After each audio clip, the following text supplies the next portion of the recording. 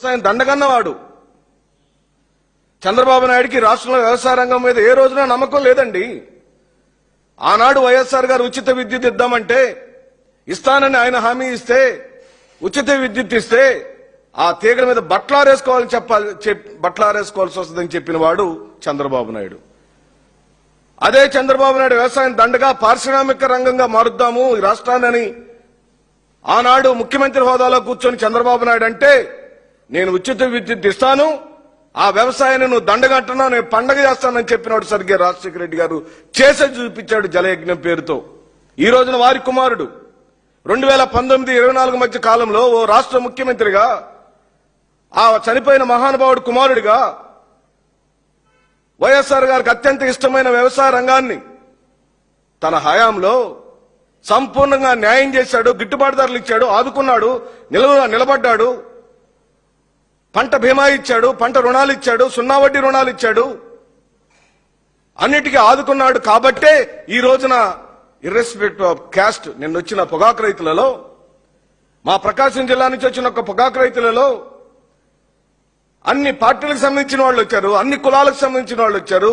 స్వయానా చంద్రబాబు నాయుడు సామాజిక వర్గాలకు సంబంధించిన వాళ్ళు మా నియోజకవర్గం నుంచి వచ్చి చంద్రబాబు నాయుడు వద్దు నువ్వే ముద్దు అని స్వయంగా జగన్మోహన్ రెడ్డి ముఖం మీద చెప్పెళ్లారండి. అది బాంబు వేల్చింది మంత్రివర్గం.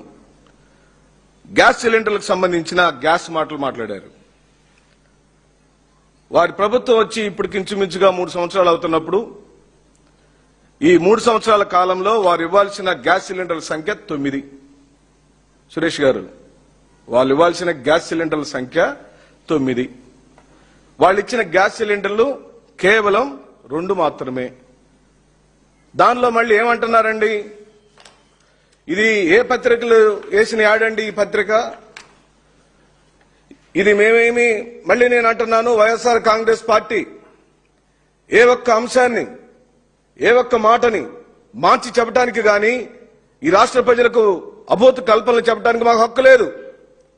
ఎందుకంటే జగన్మోహన్ రెడ్డి గారి యొక్క నాయకత్వంలోని మా పార్టీ నిజాయితీగా, దమ్ముగా, ధైర్యంగా చెప్పగలిగింది, చేయగలిగింది మాత్రమే చెబుతాడు మా నాయకుడు. చెప్పాడంటే ఖచ్చితంగా చేసే తీరుతాడు. దీని మీద మీరు నిలబడాల్సింది, దీని మీద మీరు డిబేట్ చేయాల్సింది, దీని మీద రండి యుద్ధానికి. కేసులు పెట్టడం, రెడ్ బుక్ రాజ్యాంగాన్ని నడపడం, భయభ్రాంతులు చేయటం, లాకప్ డెత్తులు చేయటం, ఊర్లో నుంచి తరిమివేయటం, అది కాదు కదా పరిపాలన అంటే, అది కాదు కదా రాజకీయం అంటే. రాజకీయం అంటే, రాజస్వం అంటే చెప్పిన మాటకి కట్టుబడి ఉండటం. నువ్వే చెప్పావు, మీ ఫోటోలు వేసుకున్నారు, నరేంద్ర మోడీ ఉన్నాడు, పవన్ కళ్యాణ్ ఉన్నాడు, లోకేష్ ఉన్నాడు, నాదెళ్ల మనోహర్ ఉన్నాడు. సంవత్సరానికి 3 గ్యాస్ సిలిండర్లు ఇస్తానన్న నీ ప్రభుత్వం ఏమైంది? అలాగనే ఇంకా మాట ఏమన్నాడంటే, అదే చంద్రబాబు నాయుడు, ఇది మా పత్రిక కాదండి, మళ్ళీ చంద్రబాబు నాయుడుకి సంబంధించిన ఈనాడు పత్రికే. అదే చంద్రబాబు నాయుడు యొక్క మాటల్లో ఏం చెప్పిందంటే, ముందస్తుగానే లబ్ధిదారుల ఖాతాలోకి డబ్బులు వేస్తామని చెప్పారు. 3 సిలిండర్లకు సంబంధించిన డబ్బులు. సిలిండర్ డెలివరీ టైంకి సంబంధం లేదు. ఓ సంవత్సర కాలంలో ఆ వినియోగదారుడు ఎప్పుడైనా సరే ఆ సిలిండర్ తీసుకోవచ్చు. కానీ ఆ లబ్ధిదారుడికి 3 సిలిండర్లకు సంబంధించిన ధరని తన ఖాతాలో వేస్తానని స్వయానా చంద్రబాబు నాయుడు ప్రకటించిన పేపరు ఈనాడు పత్రిక. మా 5 ఏళ్ల కాలంలో దాదాపుగా 2,000 కోట్ల రైతులకు 2,000 కోట్ల రూపాయలు ఇచ్చాం, 0 వడ్డీ పంట రుణాలు. ఇప్పుడు ఆ పథకం ఏమైందని అడుగుతున్నాం. అమలు చేయటం లేదా అని అడుగుతున్నాం. ఆ రోజు మీరు రాజకీయ ప్రసంగాలలో ఓట్లు అడిగేటప్పుడు జగన్ ఇచ్చిన అన్ని ఇస్తానన్నారు కదా, అంతకన్నా ఎక్కువ ఇస్తానన్నారు కదా. జగన్ ఇచ్చిన 0 వడ్డీ రుణాలు నీ ప్రభుత్వం ఎందుకు ఇవ్వట్లేవో. ట్రాక్టర్లో లోడ్ వేసుకుని రైతు వేలం కేంద్రానికి వచ్చి అక్కడ పంటను కొనకపోతే మళ్ళీ అయ్యే బేళ్లను ఇంటికి తీసుకెళ్తే ఆ డీజిల్ ఖర్చు, ఆ రైతాంగం యొక్క ఆ రోజు ఖర్చు ఎంత కష్టమైన పనో మీరే గమనించమని చెప్పి నేను అడుగుతున్నాను. ఉత్పత్తి అయిన పంటలో ఇవాళ వరకు కొనుగోలు చేసిన పొగాకు కేవలం 20% మాత్రమే. ఈ రైతులను దోచుకుంటుంటే ఎందుకు పట్టించుకోవట్లేదు అంటే చంద్రబాబు నాయుడు గారికి ఐటీసీ రంగంతో ఏమైనా స్నేహం ఉందా? చంద్రబాబు నాయుడు వచ్చినప్పుడల్లా పొగాకు సంక్షోభం ఎందుకు వస్తుంది? చంద్రబాబు నాయుడు ముఖ్యమంత్రి అయినప్పుడే పొగాకు ధరలు దారుణంగా ఎందుకు పడిపోతున్నాయి?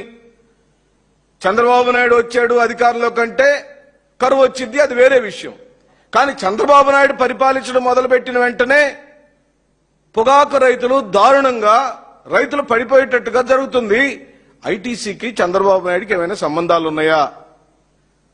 పొగాకు పండించే రైతు పొగాకుని కొనే వాళ్ళతో చంద్రబాబు నాయుడుకి ప్రభుత్వానికి ఏమైనా లోపాకారి ఒప్పందాలు ఏమైనా ఉన్నాయా? రైతులను ఇంతగా నష్టపరిచి ఇప్పుడు మళ్లీ 0 వడ్డీ పంట రుణాలు అంటున్నాడు.